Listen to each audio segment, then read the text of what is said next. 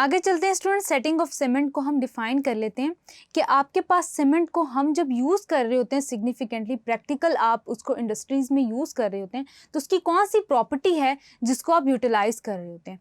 Students, आपके पास setting of cement को अगर हम डिफाइन करें तो कुछ ऐसे करेंगे कि cement paste when combined with water and allowed to stand for some time the resulting mass becomes hard and very resistant to pressure. यानी कि आप क्या करते हैं कि सीमेंट का वाटर के साथ पेस्ट बनाते हैं और देन उसको आप सेट करते हैं बिटवीन द ब्रिक्स। अब जब उसको आप सेट करते हैं तो क्या होता है कि आपके पास जो रिजल्टिंग मैस है वो बहुत ज़्यादा हार्ड होता है। उसके अलावा स्टूडेंट्स आप याद रखेंगे कि आपको ये क्या करता है कि ब्रिक्स इन प्लेस रखता है, यानी कि students it is due to the property of setting of cement. इस प्रोसेस को स्टूडेंट्स आप कहते हैं सेटिंग ऑफ सीमेंट। यहाँ पे स्टूडेंट्स हम ये देखेंगे कि आपके पास कौन सी वो ऐसी चीज़ है जो कि आपके सीमेंट के मैस को हार्ड करती है।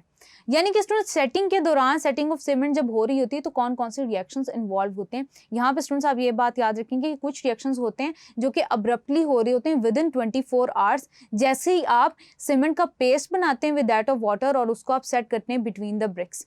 यानी कि कुछ रिएक्शंस ऐसे होते हैं जो 24 आवर्स में हो रहे होते हैं, कुछ होते हैं जो कुछ टाइम लेते हैं टू टेक प्लेस, यानी कि 1 to 7 days ले रहे होते हैं। सबसे पहले तो स्टूडेंट्स आपके पास क्या होता है कि आपके पास जो ट्राई कैल्शियम एल्यूमिनेट होता है ये वाटर एब्जॉर्ब कर लेता है, जिस वाटर को आपने उसके साथ मिक्स किया ये वाटर एब्जॉर्ब करता है तो ये कन्वर्ट हो जाता है ट्राई कैल्शियम एल्यूमिनेट, यानी कि हाइड्रेटेड ट्राई कैल्शियम एल्यूमिनेट में कन्वर्ट कर देता है .Al2O3.6H2O।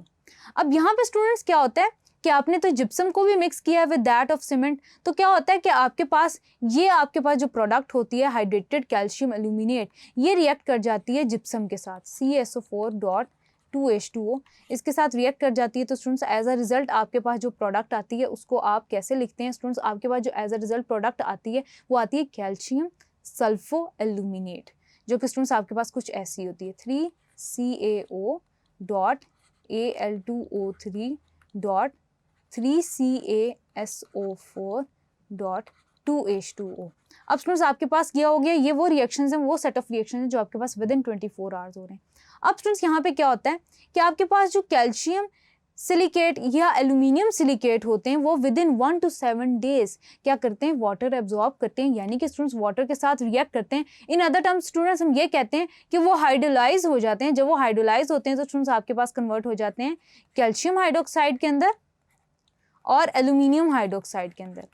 अब स्टूडेंट्स यहाँ पे दोनों सब्सटेंस की प्रॉपर्टीज हैं वो कैसी हैं। तो स्टूडेंट्स आप याद रखेंगे कि आपके पास जो कैल्शियम हाइड्रोक्साइड है ये क्रिस्टल्स की फॉर्म में नीडल शेप क्रिस्टल्स बना लेती है, जिसको स्टूडेंट्स आपके पास जिसके जो वॉइड्स होते हैं, जिसके दरमियान जो स्पेसेस होती हैं क्रिस्टल्स के दरमियान, वो एल्यूमिनियम हाइड्रोक्साइड के क्रिस्टल्स वो इंटेस्टिस को उन वॉइड्स को फिल कर रहे होते हैं। तो स्टूडेंट्स एज अ रिजल्ट एक हार्ड फ्यूज्ड मैस आपको मिलता है और students these reaction lead to the setting of cement. या स्टूडेंट्स फाइनली आपके पास क्या होता है कि सीमेंट इस फॉर्म में कन्वर्ट हो रहा होता है इन केमिकल सब्सटेंसेस के अंदर।